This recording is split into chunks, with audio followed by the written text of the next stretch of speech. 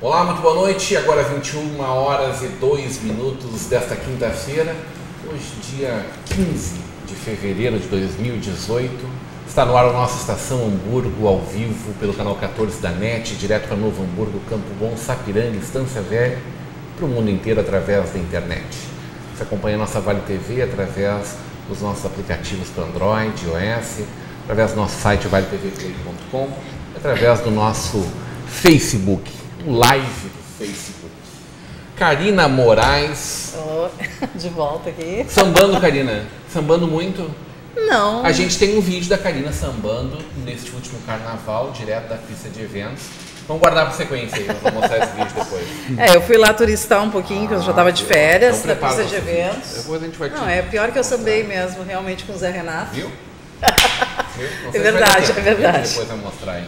Então tá. Gostou do carnaval, Karina? Eu gostei do nosso carnaval. Curtiu? 5 mil, mais ou menos, espectadores, né, no nosso carnaval. Na data do carnaval, no sábado, uma grande coisa, né? Junto com as escolas de samba no Rio, né? de São Paulo, né, na mesma noite lá, e nós brilhando aqui na avenida, tá legal aí, tá bacana. Karina, só elogios, parabéns. Eu senti falta da arquibancada. Eu, na verdade, não estive, mas as pessoas que relataram só comentaram isso. Nem todo mundo ficou tão bem acomodado, algumas pessoas não sabiam que precisava levar cadeira, né? Foi aquele carnaval feito de uma forma bem econômica, né? Foi feito sem através esbanjamento de dinheiro, né? Através da iniciativa privada, né? Foi um carnaval pensado justamente para acontecer na data, mas de uma maneira que não pesasse nesse momento que a gente ainda está com o freiozinho puxado, né? Muito bem, muito bem. Evandro Kalfort-Schmitz, muito boa noite. Boa noite. Bem contigo? Tudo certo. Viu que a água hoje ela é apenas figurativa, né? Sim, ela está de acordo com a pauta, nós vamos e falar de algumas coisas virtuais hoje. É virtual, né? É virtual. Sim. Tudo bem contigo? Tudo ótimo. Pulou tudo carnaval, Evandro? Não, eu aprecio, respeito a cultura e tal, mas não é a faz tua praia. mais o meu estilo.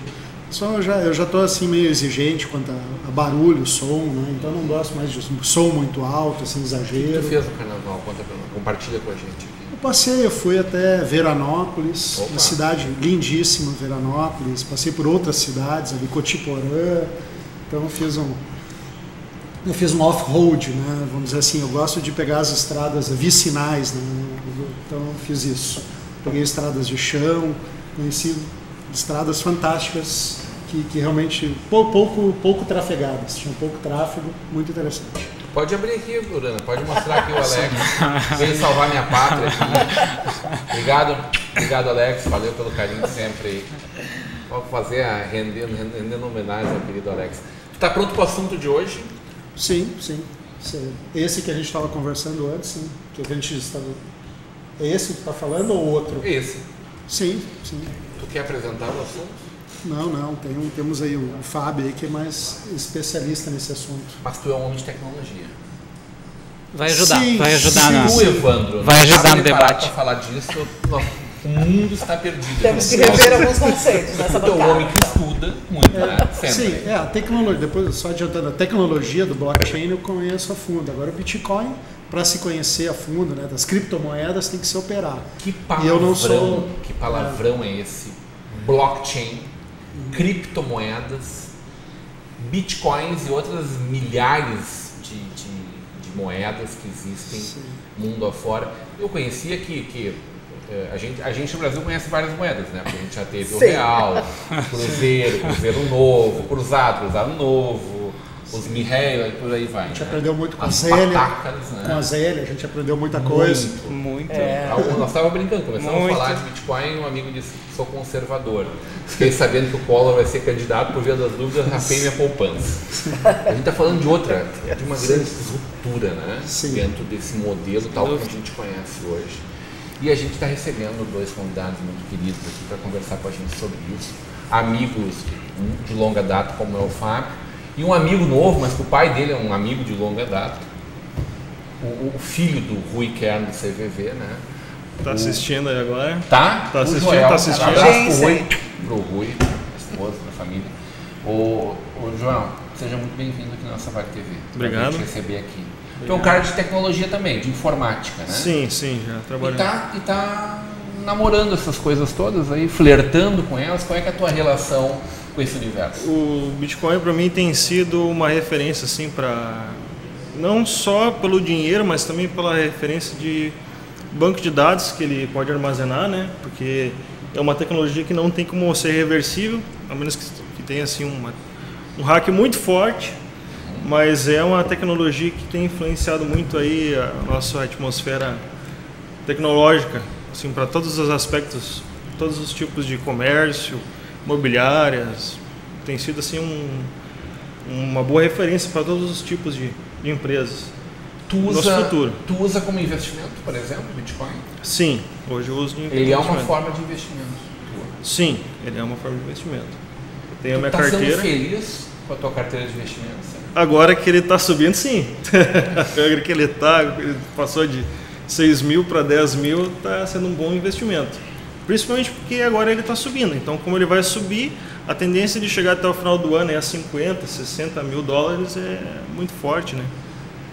Pois é, mas daí o Fábio me diz que a questão de investimento nele é o menos importante de tudo isso. É verdade. Também. Aí, Fábio, é o que eu menos entendo. Aí eu fico mais confuso ainda, tá? Porque esse negócio todo, ele é, evidentemente, muito estranho para todos nós, né? Para quase todos nós. Tu mesmo confessou que é um neófito ainda, alguns poucos anos de conhecimento dessa tecnologia que está de aniversário, 10 anos, né? Ela nasceu, assim, o artigo que deu origem, né, a ideia, ele é de 31 de outubro de 2008. 10 anos. 10 anos, né? Seja muito bem-vindo, grande prazer te receber. Obrigado, aqui.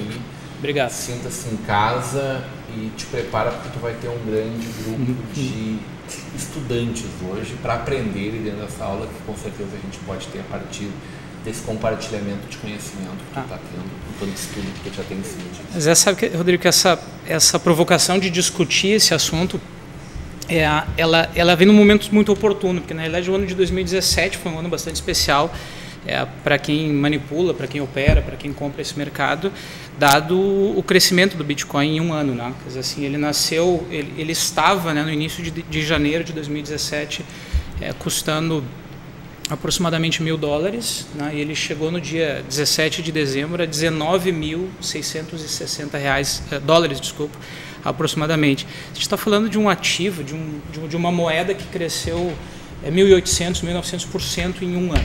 Né?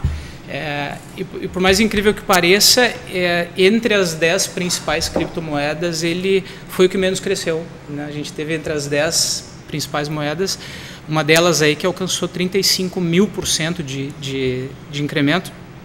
Mas quando eu digo que o preço do Bitcoin é o que menos importa, em função da tecnologia que está por detrás dele, dos conceitos e das premissas econômicas que ele traz, isso é muito mais relevante de ser discutido pelo impacto que isso tem, ou que isso pode ter, tanto do ponto de vista tecnológico quanto do ponto de vista econômico, do sistema financeiro, do sistema bancário, do sistema monetário de um país como o Brasil e como de todos os outros países, né?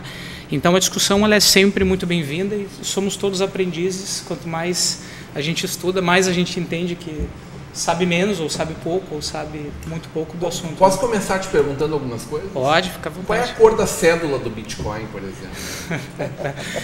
Então, o Bitcoin essa curiosidade. é uma primeira pergunta. Dólar É a primeira pergunta. Verdinho, dizem que a nota de 100 é meio azulada, né? É laranja. Faz tempo que a gente É que nem o Eu teu acho que é copo, que laranja. antes estava vazio, né? Mais ou menos assim. Agora está meio Virtual. cheio, meio vazio.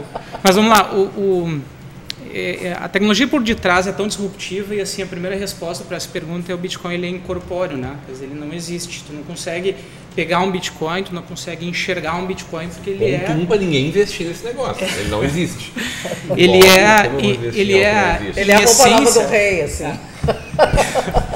ele é em essência O rei tá bom, né? uma moeda digital, né? Uma moeda digital que não tem cor, que não tem tamanho, que não tem peso, que não tem textura, né? Mas é uma moeda digital como uma moeda como o real, como o dólar, que serve ao mesmo propósito, que serve para a gente fazer transações, para comprar produtos, para vender produtos. As empresas podem, né, receber o seu dinheiro em bitcoins, né? E serve como uma reserva de valor, quer dizer, assim, muita gente faz isso, né? Compra bitcoin, armazena os seus bitcoins como um ativo financeiro com a expectativa de que ele valorize muito, né? Como o Joel bem comentou, a expectativa, né, a especulação para esse ano é que esse ativo chegue então a 40, 50 mil dólares um Bitcoin. Há expectativas mais agressivas, né, que apontam um Bitcoin a 100 mil dólares em 2018 e quem sabe aí 300, 400 mil dólares num curto espaço de 5 anos. Né? Mas a mídia ela dá destaque a isso, quer dizer, ela dá destaque à valorização, ao crescimento, à cotação daquele dia, daquele momento, que é o menos relevante na minha avaliação. Ô João, não tem cor esse negócio aí. É uma moeda que não tem... O ouro a gente sabe que é amarelo. Sim, sim. Né? A gente pega. Como é que tu vai apostar numa coisa que tu não conhece, João? Isso é coisa de maluco. Tipo. Na realidade tem que pensar mais na parte, que nem ele tinha comentado, que é a parte do estudo, porque como ele faz todas as transações a partir de criptografia, então como a criptografia é uma coisa que não tem como tu passar, tu até tem como descobrir ela, entendeu? Mas tu não tem como tu burlar ela assim, de uma maneira que tu consiga desfazer. Por exemplo, o Bitcoin, ele tem todas as transações são realizadas através da blockchain. Então, quando tu faz uma transação, ela é feita uma criptografia dentro da blockchain que armazena essa transação dizendo, ó, carteira tal enviou para tal carteira um valor de X, um Bitcoin, 300 mil satoshis. Essa é a transação que ele realiza, a gente chama de mineração. Tanto que é necessário dentro do Bitcoin ter essas máquinas fazendo a mineração para fazer essas transações. Então é importante que tenha a blockchain para fazer armazenamento do livro real. Isso é como a transação do banco, né? Isso, exatamente. O banco faz lá ao longo do dia milhões de transações de várias pessoas com pessoas. Exatamente. A partir dali, quem centraliza isto é ninguém. É a minha máquina com outra máquina. Na realidade, como existe a rede descentralizada... dentro dessa realidade, é isso? Isso. A gente começa a colocar nome nos atores, né? Quer dizer assim, uma parte importante do ecossistema das criptomoedas são os mineradores. Né?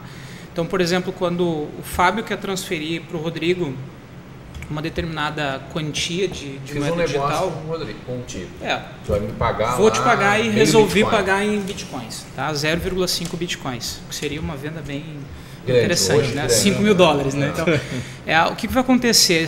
Essa transação ela vai ser submetida para a rede de mineradores, né? Então ela vai ser feita distribuída nessa rede de mineradores, que, enfim, via internet, obviamente, né? E os mineradores começam um trabalho que se chama então de mineração, que é de validação dessas transações, né? E isso acontece por meio de um conjunto de chaves de criptografia. Então, eu assino essa transação com a minha chave de criptografia privado, enviando essa quantia da minha carteira digital para a tua, né? E alguma das instâncias de mineração dentro da rede Bitcoin vai validar essa transação, vai dizer que ela é efetivamente válida, né? E portanto ela vai fazer parte da cadeia de transações da blockchain que vai registrar essa transação. Quando a gente fala do minerador, ele não é um indivíduo que está atrás de um computador olhando a transação. Muito menos com uma picareta na mão. Muito menos o minerador com a picareta na mão. Quer dizer, isso Daí se associa com a picareta, ainda mais tudo isso. É um processo matemático por meio de um algoritmo, né, baseado em software livre que regula, né, a dificuldade de mineração até que uma das máquinas mineradoras consegue validar essa transação na rede, né? Esse minerador ele recebe como prêmio pelo trabalho, pela prova de trabalho, ele recebe um pequeno percentual da transação, realmente um percentual muito pequeno da transação. E naquele momento ele recebe duas quantias, esse pequeno percentual da transação, e ele minera, portanto, um novo Bitcoin. Ele recebe um novo Bitcoin dos 21 milhões de Bitcoins que estarão disponíveis, né? O limite máximo são 21 milhões de Bitcoins, né? Hoje a gente tem mais de 11.200 instâncias de mineração, né? A rede de blockchain ela é formada, ela é distribuída em mais de 11.200 servidores. Validadores. Tá? Que vem crescendo diariamente justamente pela robustez desse sistema, né? O sistema que está completando, então, 10 anos, ele é tido hoje como o sistema mais inviolável. Né? Não existe hoje... Muito mais que qualquer banco. Muito mais do que qualquer banco. Não existe hoje poder computacional para rodar essa blockchain de forma centralizada. Não existe alguém que conseguiria hackear essa rede, quebrar essa rede. Né? Por 10 anos essa rede se mostrou absolutamente segura. Né? Isso é um pouco da tecnologia que está chamando tanto a atenção. Eu costumo dizer assim que a maior... Isso que tu fala que é o grande valor. Isso. Por que o maior valor não é o preço da moeda? Né? Porque, na realidade, a grande inovação do Bitcoin não é o Bitcoin, é a blockchain. Ele também é, né? Ele também é. Né? Se olhar o Bitcoin pelo prisma dos aspectos econômicos, né? As características dele como moeda, né? Se pegar qualquer livro de economia, a gente vê lá quais são as premissas para algo se tornar moeda. O Bitcoin atende absolutamente todas elas, ou enfim, está a caminho de atender todas elas para se tornar uma moeda efetiva. Né? E quando a gente fala de moeda, e o Bitcoin está se mostrando isso, quer dizer, uma moeda digital global, quer dizer, eu posso fazer uma transferência ou uma compra usando o Bitcoin para qualquer pessoa do planeta, com qualquer empresa do planeta. Quer dizer, não existe fronteira no Bitcoin. Né? É mais ou menos como a internet hoje, não existe um ponto central de falha da internet, a gente não consegue derrubar mais a internet. Quando tu fala em disruptura, e tu frisou isso muito bem na nossa conversa antes do programa, tu lembrou do que era o sistema de troca de correspondências há 20 e poucos anos atrás. E com a criação em 94? Em 94, o e-mail, né, se tornou e-mail, comercialmente disponível. Né? Ele é amplamente difundido. Né? As pessoas pararam de mandar cartas. Né? As correspondências deixaram de ser aquela coisa lá escrita, aí no correio, sela, posta, papapá, para transacionar numa velocidade, numa facilidade muito maior, não passando lá por um correio que mandava para outra agência de correio em outro país. Isso. Não, é eu aqui da minha casa, do meu computador, e o Evandro lá do outro lado do mundo abria na hora essa mesma Na verdade ainda existem os correios na hora. Não, claro, quando tu transmite um e-mail, passa por vários correios, só que é tão instantâneo que a gente não percebe. Não, são nós que são os servidores, são servidores sim. disso. Só que não tem interação humana, né? São não automáticos e instantâneos. E cada vez menos depende de um. Tu pode ser em qualquer rede dentre várias redes possíveis, né?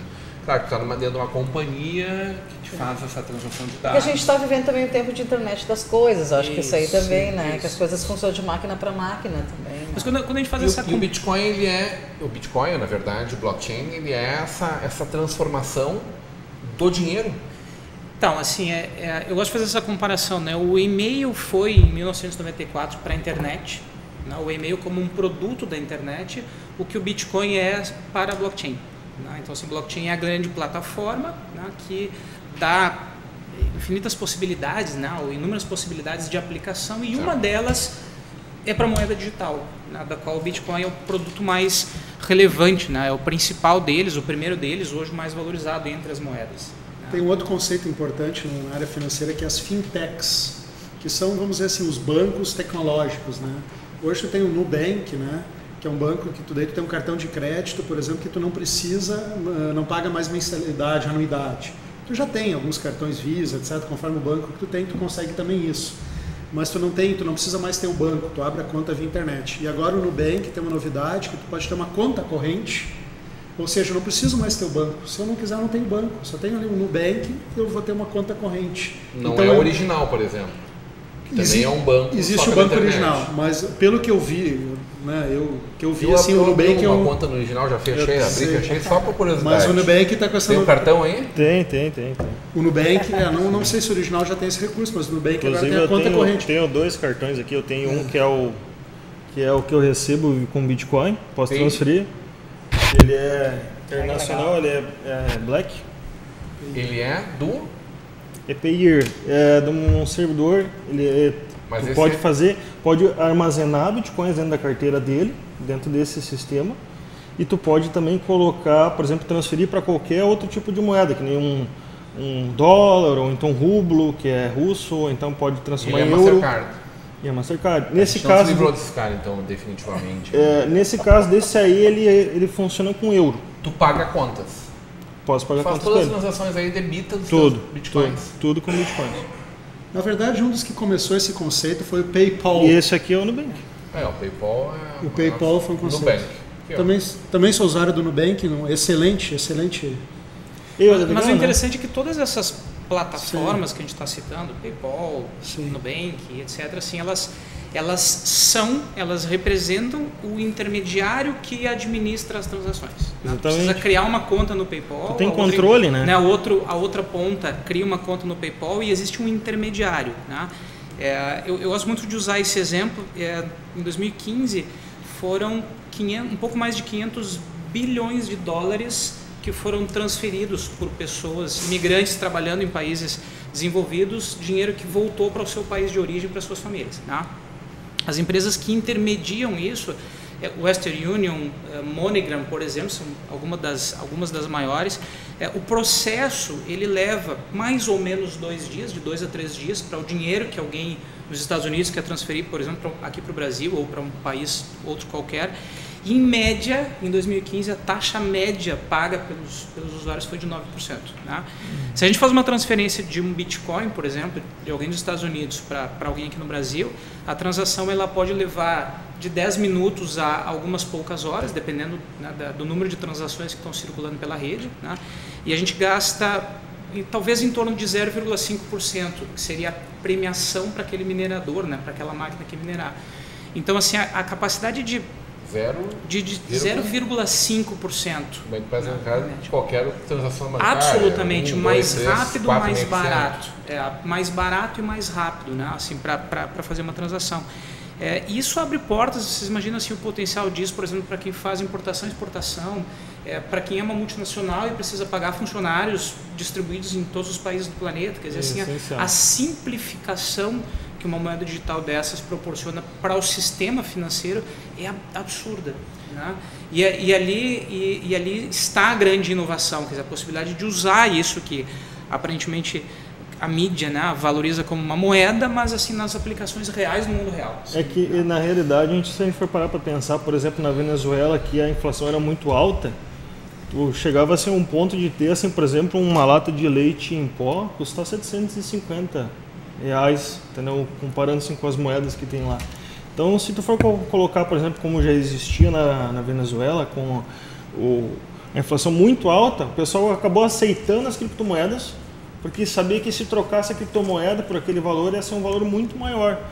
Além de ter muitas outras pessoas, por exemplo, que moravam, por exemplo, nos Estados Unidos, foram para os Estados Unidos, foram para o Brasil, trocaram o real, o dólar por Bitcoin, e quando foram convertidos ali na Venezuela, nossa, fazia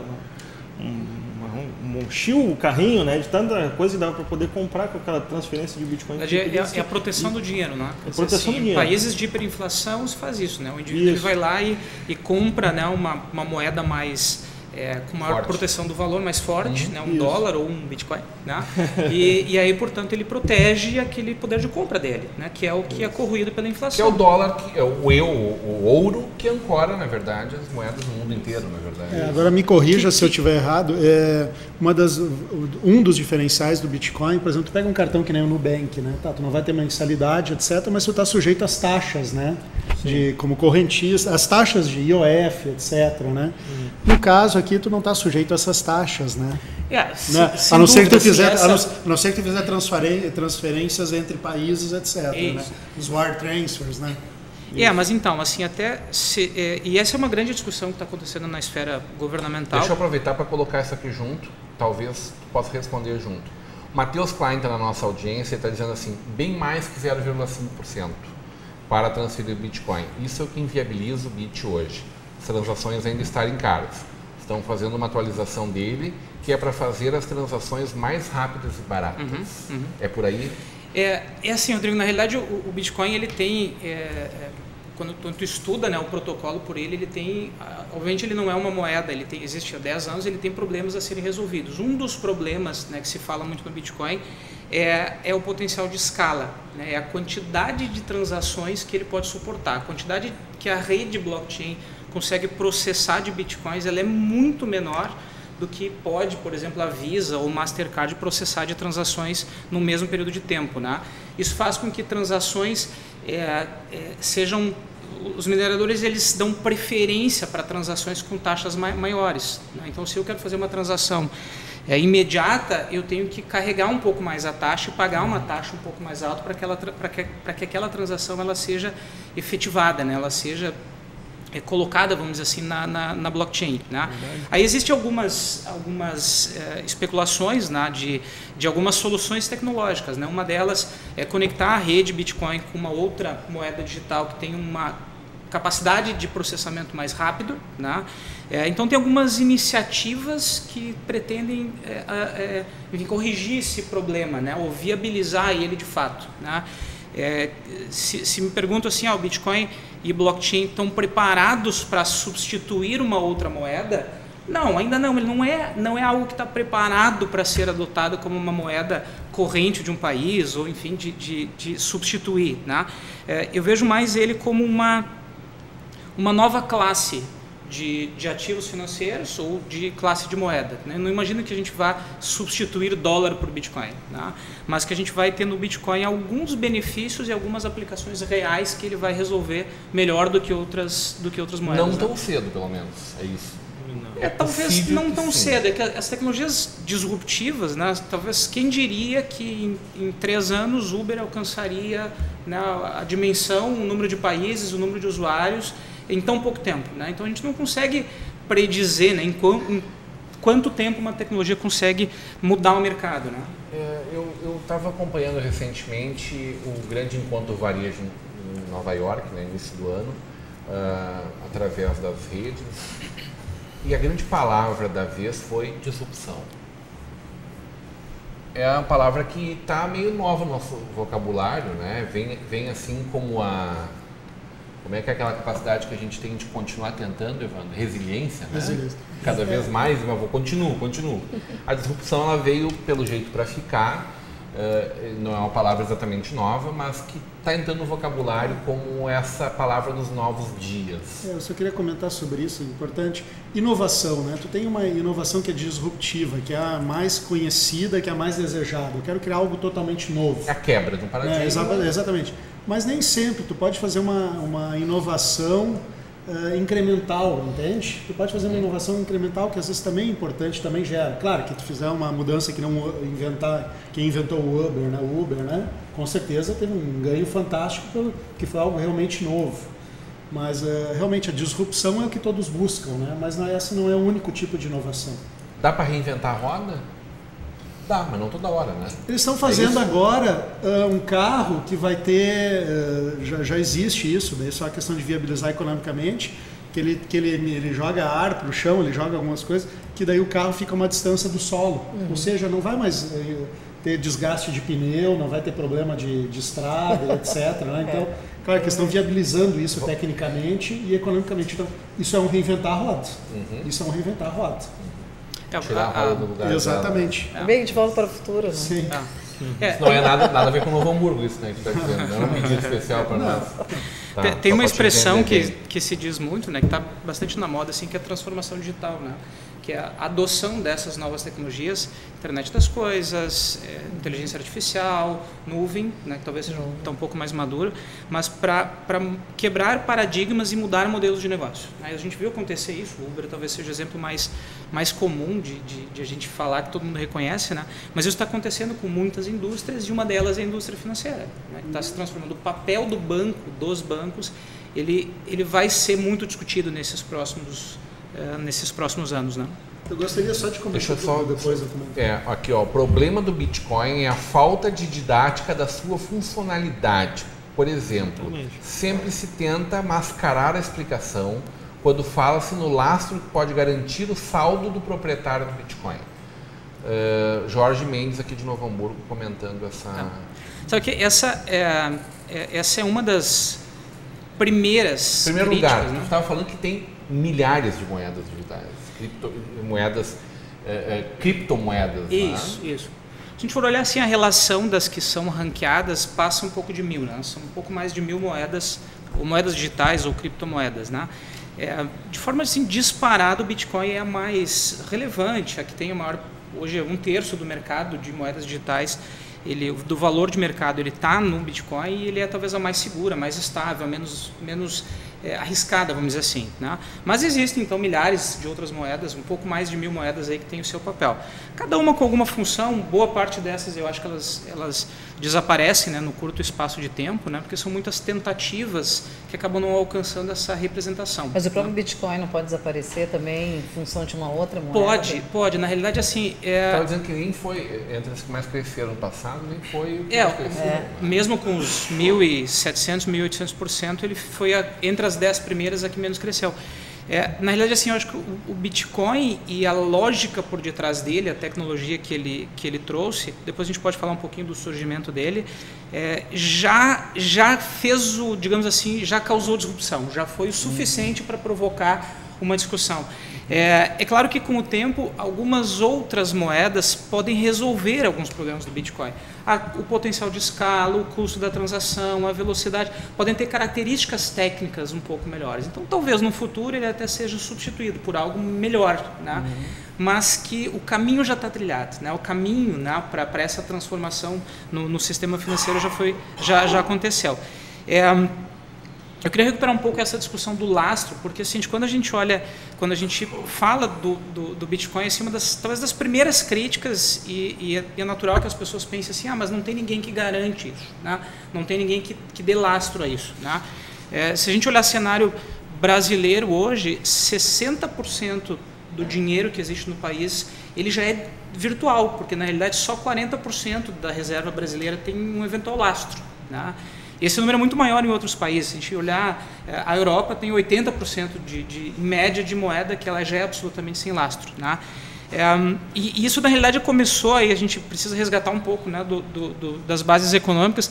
Em 1971, quando o presidente americano Nixon ele foi a público e disse que não há mais necessidade de usar o padrão ouro. Então os bancos eles não precisam mais ter a reserva em ouro na mesma quantidade do dinheiro que circula. E aí começou uma corrida inflacionária de emissão de dinheiro, emissão de papel, seja o papel fiduciário, o papel moeda, o papel que é emitido pelo governo, ou seja, pelos títulos dos bancos, né? O próprio banco, ele tem, né, a moeda discricionária deles, que é a moeda que, enfim, é emitida com base no dinheiro da poupança que o público deixa lá, né? Então essa questão do lastro ela é bastante discutida, né? É uma das principais críticas aí que o Bitcoin enfrenta. E não dá para dizer que o Bitcoin ele não ou que a moeda digital não traz riscos. A gente tem o risco da desregulamentação, o mercado não é regulamentado ainda. Aqui mesmo no Brasil existe uma discussão acontecendo na Câmara de um projeto de regulamentação, que ele ainda não é regulamentado. Ele não é, de acordo com a lei brasileira, ele não é ou não pode ser reconhecido como moeda, ele não pode ser reconhecido como um ativo financeiro, quer dizer, ele está vivendo um limbo, né? Porque a tecnologia veio de forma mais rápida do que a gente conseguiu tratar ela do ponto de vista legal, como normalmente acontece. Depois eu queria comentar uma coisa, não sei se antes por favor, pode falar. Acho que nós temos também uma responsabilidade perante o telespectador, também de comentar, né, o que sempre se diz para quem vai iniciar no mercado financeiro, né, que tudo existe risco, né, então tu vai investir em renda variável, né, fundos, tu vai investir em ações, tu vai investir em criptomoedas, Bitcoin, etc. Tem possibilidade de ganhos, né? Mas tem também grandes riscos. Então, o que a gente recomenda é que realmente a pessoa estude o assunto antes de ingressar, né? Então, isso é altamente recomendado, porque assim como pode ter grandes benefícios de resultado, tu pode ter grandes prejuízos, né? Então, tem várias regras, não aposte todo o seu dinheiro nisso, né? Diversifique, etc. Na dúvida, não avance. Você não vai ficar rico com o Bitcoin. Mas o estudo é necessário. Não vai ficar rico com o Bitcoin, pode esquecer. E assim, até eu estava de férias. Não vai ficar rico com o Bitcoin. Eu estava de férias, eu vi que houve. Eu estou mostrando os dois lados, né? Eu sei que existe, né? Tá? Mas eu estava de férias, eu vi que daí teve uma criptomoeda do Japão que foi atacada. Eu só não cheguei como eu estava de férias, eu não analisei mais a fundo, eu não cheguei a verificar. Todas as criptomoedas são baseadas no blockchain, essa não era, então, como é que ela foi... Porque houve um desvio, conseguiram acessar lá e desviaram dinheiro dessa moeda criptomoeda japonesa, Isso, né? Isso é uma pergunta interessante, porque na realidade o que é o Bitcoin, a tecnologia? Onde é que está essa moeda? Né? Onde é que fica o registro de que eu disse tenho... que eu tenho X e que fulano não Isso tem? mesmo. Eu gosto de dizer assim, é como se fosse sobre isso na volta do intervalo. Ô, Bruna, vamos deixar essa foto para amanhã. A fotinho. E a gente volta falando de hoje e de amanhã, tá? A gente volta já já.